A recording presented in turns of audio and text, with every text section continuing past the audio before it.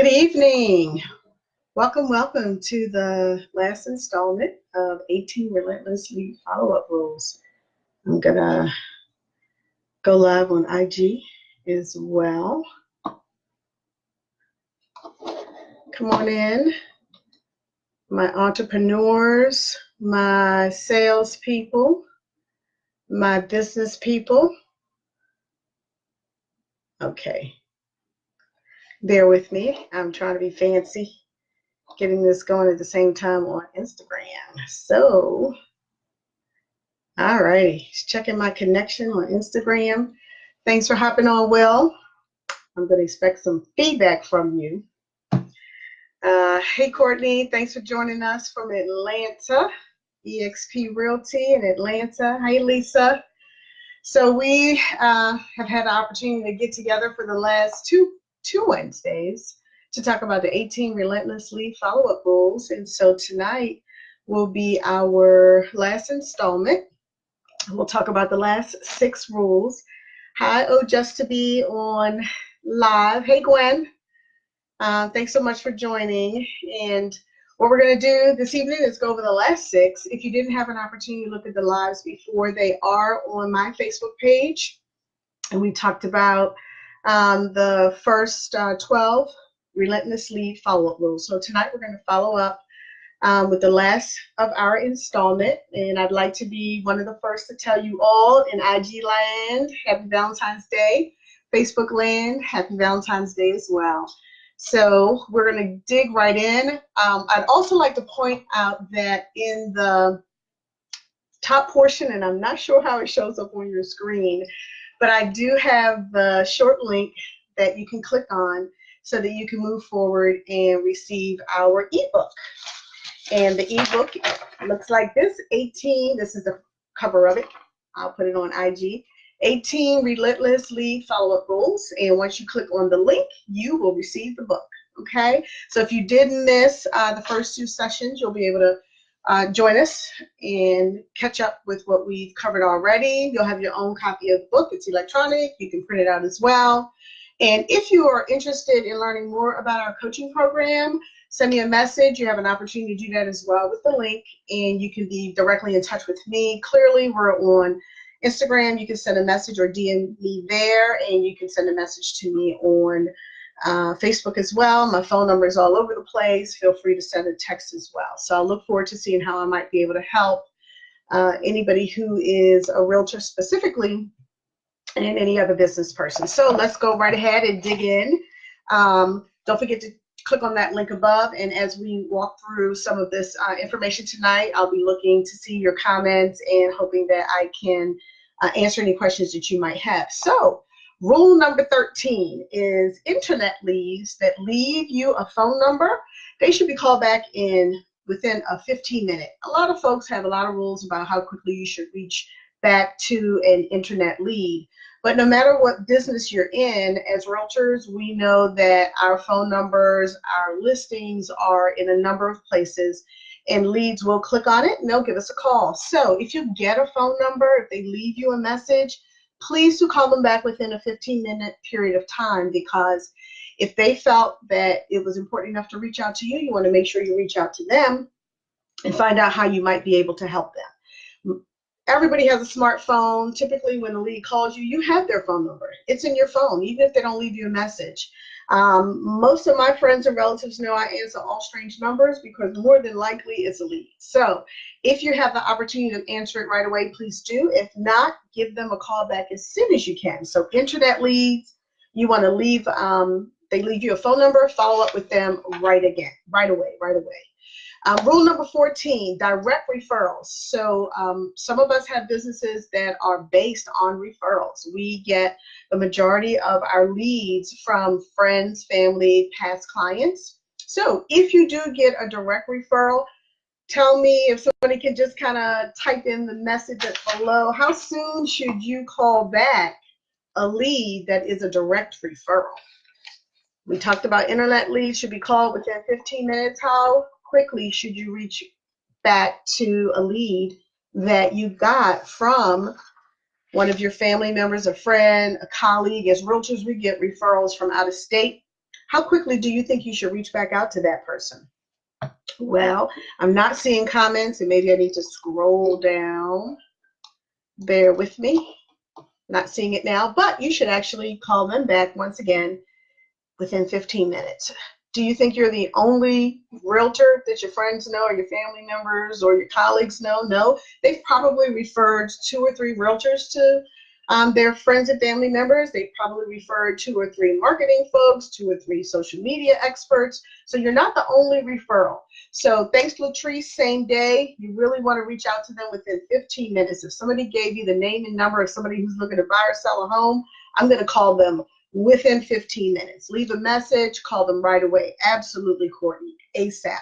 So just because you are being referred doesn't mean that that prospect is only thinking about you. They may have gotten 2 or 3 referrals, and you want to be the one that follows back with them right away. So you are competing. This is a business. Hey, Main Factor. This is a business. You are competing, and you want to get back to that referral as soon as possible. Rule number 15, consider using an app on your phone or an audio recorder of some sort to keep track of your leads. So I have a CRM that also has an app. Is there anybody else out there who uses an app when you actually enter all the information that you may get from a lead or a referral? So if you don't have one, there are a lot of them that are available. Check with the software that you may use right now to keep all your data in, and make sure that as soon as you get that lead, you can put them in. Hey, Val, thanks for joining. You want to make sure that you are capturing all those leads either in your phone, using an app, voice recorder, somewhere you want to track those leads, because you want to get an opportunity to transfer them as soon as you can get back to the office. So figure out what might work well for you. If you don't have an app right now, look into some of the ways that you might be able to capture that information. But most customer relationship management systems also have apps. That way you can get that information right on the spot. So our Relentless lead follow-up rule number 15 is consider using an app or using your voice recorder on your phone. Those phones have the ability to capture that information as well. So let's make sure that we capture that and get it in an electronic form as soon as possible. Rule number 16, all leads must be contacted how? We talked a little bit, we talked a lot about this in the first and second session. So you want to make sure that when you do get a lead, that you are calling them. So although we might get a message on Instagram, we might get a message on Facebook, we might get a text message, please do pick up the phone and call them. You want to have a conversation, and you want to have a conversation at least 3 times.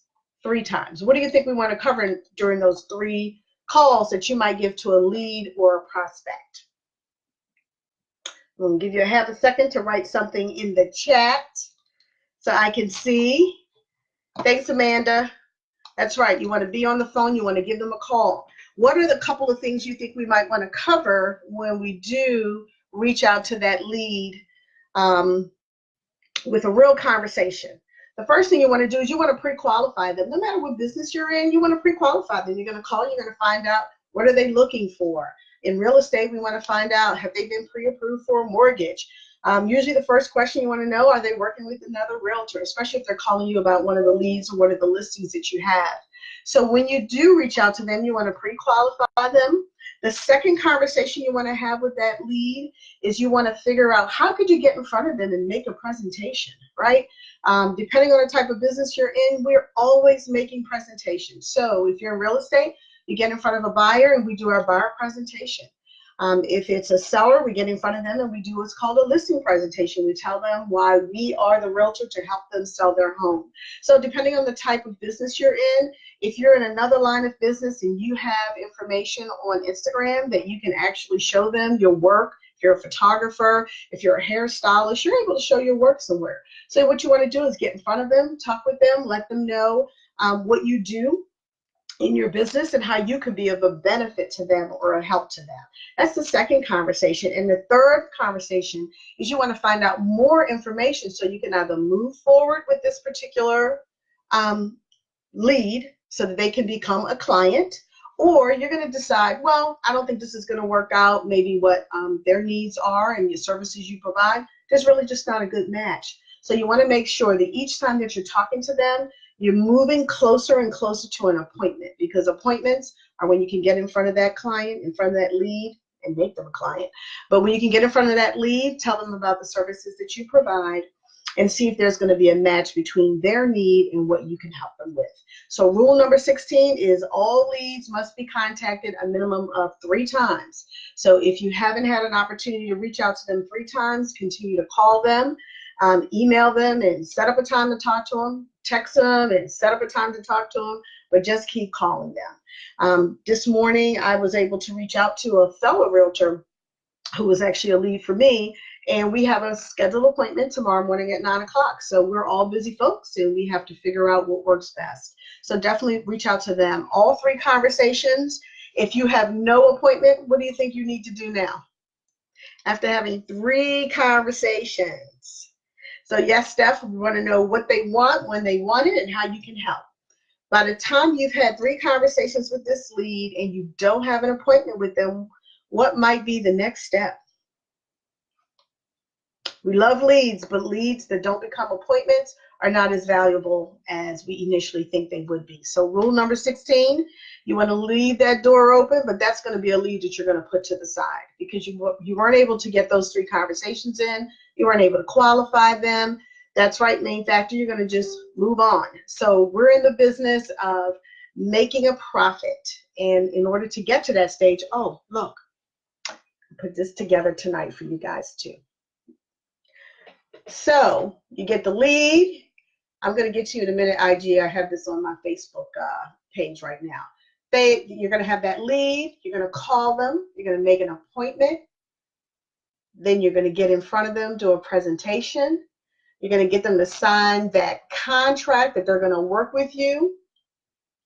You're going to get it pending, which means you've done some work. You're getting closer to close. And then see what I have here under close. $. So on Instagram, this is a little whiteboard that I have. I keep this in front of me. Sorry that you can't see the board. The screen isn't that great, but I'll make sure to take a picture and put it on IG. So what I'd like to do is always keep my motivation in front of me. A lead turns into a call, then an appointment, presentation, get them under contract, pending, and close. So no matter what business you're in, you want to get to that closing, because that is the time in which you get a check. Because we're in business to do what? We're in business to make a profit. And we can't make a profit if we can't get in front of our leads with an appointment to present to them. So that's rule number 16. Rule number 17 is you must realize that you need way more leads than you think to do the amount of business that you'd like to do. So our coaching clients go through a very detailed and pretty intense process to figure out how many leads they need to attain the income they like for the year. So typically that's done in the beginning of the year or whatever time you get a chance to do that. And you're going to sit down and figure out through a variety of steps how many leads will then become appointments. You'll be able to get in front of them and make presentations, and then you will close the deal. So if you haven't had an opportunity to figure out in your business, what do you actually need to be able to get your clients to close, or to get that lead from being a lead to actually being a client and then closing out that transaction. So appointments really are the things that have value. Appointments, getting in front of your leads, getting in front of your clients, closing that deal, having them sign that agreement. For us, it would be listing agreement or a buyer rep agreement to say, yep, I'm going to work with you. We go down the road, we work with them, and then we get to the closing. So how much is a lead worth to you? You want to put that dollar amount next to every lead you might have. And that's right, Will. That is the grind. It is 8 o'clock. A lot of folks in my business make phone calls at 8 and 9 o'clock at night because that's when our clients are available. And if you want to make sure that you can set an appointment with somebody, it might take that time. So those of you who have side hustles, you know that that involves some morning, it involves the middle of the day, and then it involves the evening. So if you are working in a business that involves getting in front of folks with appointments, you want to make sure that that appointment has a value to you. What is it worth? Is it worth a couple $100? Is it worth a couple $1,000? Whatever it might be, that's what you want to use to motivate yourself to follow up with those leads. Okay, so that's one of the things that if you don't have a handle on how many leads you need, you want to take some time. I'm going to do a plug right now. When you do, click on that lead, the link, and I'll post the link on Instagram as well, and follow up with me. We're able to set up a call with one of our new member reps who can talk with you about our coaching program, and you could decide if this is something you'd like to do to kind of get you on track, make sure that you have your goals that you need to get to the end result, which is really to make a profit. The last rule, rule number 18, is don't think that you can delegate lead follow-up. Some of us have assistants, some of us have a team that we work with, but you want to keep in mind that you are the rainmaker. You are the person they've called. You are the image that's out there when they think about the particular business that you might have. So don't think that you can delegate lead follow-up. Nobody knows your business as well as you do. Pick up the phone, call back that lead. There might be a step along the way that you're going to delegate that additional wrapping up the business and closing the deal, but you want to be the one to call, feel those questions, feel those objections that they may have during the conversation. Please do. Make it a priority that you are the one, not your assistant, that's doing the relentless lead follow-up. That's your number one job. In real estate, that's our number one job, is to be the one to follow up. That's right, Jake, the rainmaker. The rainmaker needs to make it rain, pick up the phone, get that lead from being a lead to an appointment under contract so we can move and close out those deals. So that's rule number 18. We don't want to risk losing that lead by having somebody else follow up with them. So please do follow up with them. Let me see if I am missing anything. Hey, Gwen, thanks for joining. Those of you who may have missed some of the presentation tonight, definitely take a look at it on the replay. If you're watching this on a replay, please do give us a comment. And if you are interested in getting a copy of our 18 Relentless Lead Follow-Up Rules, just click on the link that's provided on Facebook, and I'll make sure to put that on Instagram as well. And you will right away get a copy of our ebook, and you'll be able to go over all the 18 Relentless Lead Follow-Up Rules. I really do hope that they're going to be a benefit to you as you move forward to grow your business and become a very successful business person, entrepreneur, and absolutely a successful realtor. So tonight, I'm going to put my little chart back up again, and I will take a picture and put this on Instagram. Make sure that your leads receive a phone call. They then are set up for an appointment. You make their presentation, get them under contract. Every business has a contract, and if you don't, you want to seek some legal advice, create one for your business. Then once you have them under contract, you're going to do the work that you're committed to do. That's this pending stage for most of us, and then you're going to close dollar bills. So hold on to something that might look similar to this and put this in your workplace where you could be motivated to become very successful in the business that you're in. So thank you again for joining us tonight for the 18 Relentless Lead Follow-Up Rules. As I mentioned, click on the link so that you can touch base with me. If you'd like a copy of the ebook that we have, which is absolutely free, click on it. It's going to come right to you. If you would like to talk more about real estate coaching, I'd love to have that conversation with you as well. So just send me a message, and you could do that as well on the link. Text me, call me, 443-744-0206.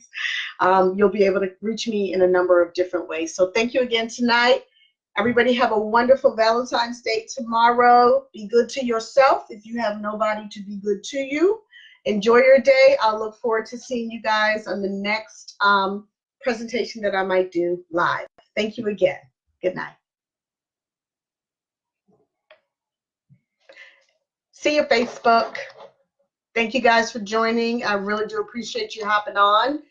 And if you have an opportunity and think it might be of value to your friends, please do share our video. Thank you. Have a great night.